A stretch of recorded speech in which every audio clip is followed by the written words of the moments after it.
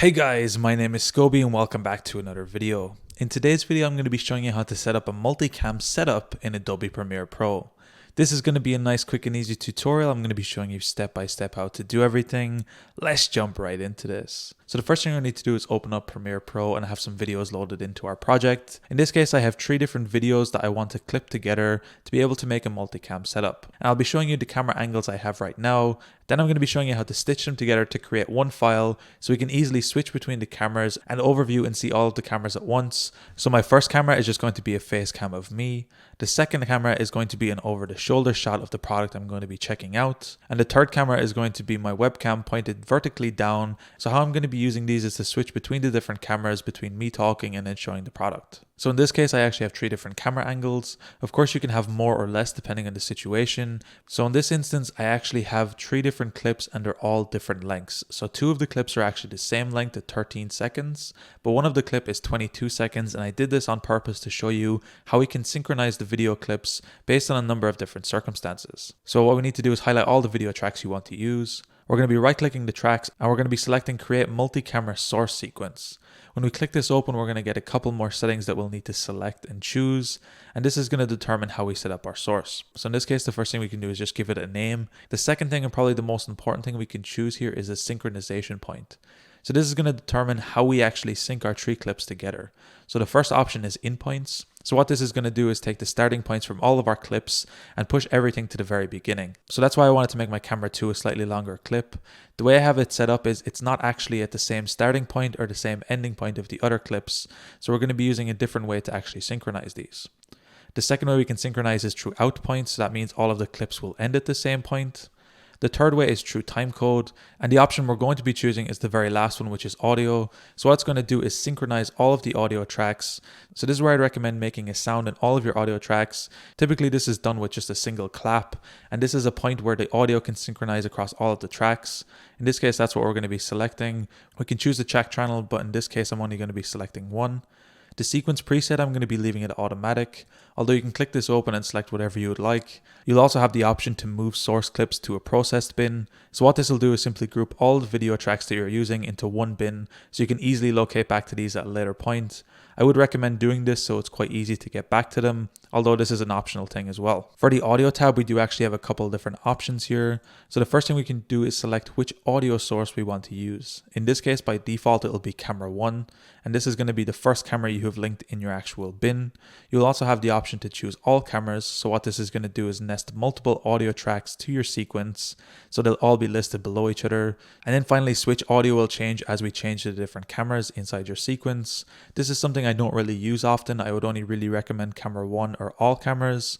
All cameras is nice because you can easily mute and enable as you wish.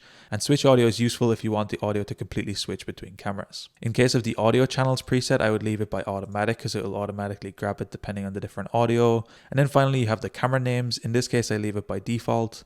But you also have the option to use the track names and use the clip names.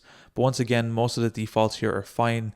The main things you need to check out are the synchronization points and the actual audio settings that you want to use. Once you're happy with all of your settings, what we're going to be doing is clicking OK, and then it's going to process and create our multicam link. Now, if we look in our bin, you can see it's a slightly different symbol. So it's not a sequence in this case, it's a multi-camera source sequence. So if we click this open, you can see we currently have 3 camera links here. And if we scroll through the timeline, you can see they'll come and go depending on the audio synchronization. So that's why this extra clip is a nice example. You can see it doesn't actually link directly at the start of the clip or the end. It's somewhere in the middle. So to create a sequence we can use, we're going to be coming back to our bin. We're going to be right clicking on the multicam setup we just made, and we're going to be making a new sequence from clip. Now what this is going to do is open up a new sequence in our timeline that's going to link all of our tracks together into this one piece. Now, if we scroll through this, it'll most likely select your first camera. In this case, you can only see my first camera and the black bars for the rest, where the first camera isn't actually active. And you can see it also only took the audio track from my first camera, although this is how I set up the audio track. So if this is a little bit different for you, you may have to go back to your multicam settings to select a different audio track. So to actually switch between our cameras, we're going to be coming to our preview, and we're going to be selecting the toggle multicam view right here, or the shortcut is Shift and 0. This won't be on your preview by default. To enable and bring this here, what we're going to have to do is click the button editor option on the right. Click this open, and then we should have the multi-camera view right here. We can simply click and drag this onto our editor. So once you have this enabled, what we can do is click this, and we can see we have all of our preview cameras on the left, and the actual camera that's going to be in our source on the right. So the next question is, how do we actually switch between the cameras? Well, this is quite easy. What we can do is come back to the very start of our clip. I'm going to click play, and we can use our numbers on our keyboard to switch between the cameras. So in this case, camera 1 is my webcam, camera 2 is my over the head shoulder view, and number 3 is my overhead camera view that's top down, flipped upside down. And you can easily switch between these cameras by clicking 1, 2, and 3 as your timeline plays back. When we stop and actually preview our clip, you can see that the different cameras are here in different cuts on our timeline. I'm going to zoom in a little bit, and you can see that as I switch between these cuts, the cameras will change. And then we can really easily use the rolling edit tool, or N on your keyboard, to push tracks forward, to push them on top of each other.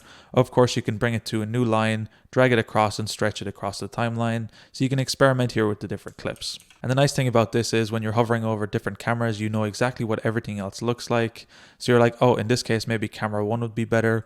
You can simply play back, click camera 1, and then camera 1 will switch at that point. Then from this point, it just acts like a normal sequence. You can export, add your effects, do anything else you want with this. Anyway, guys, it's as easy as that to create a multicam setup in Adobe Premiere.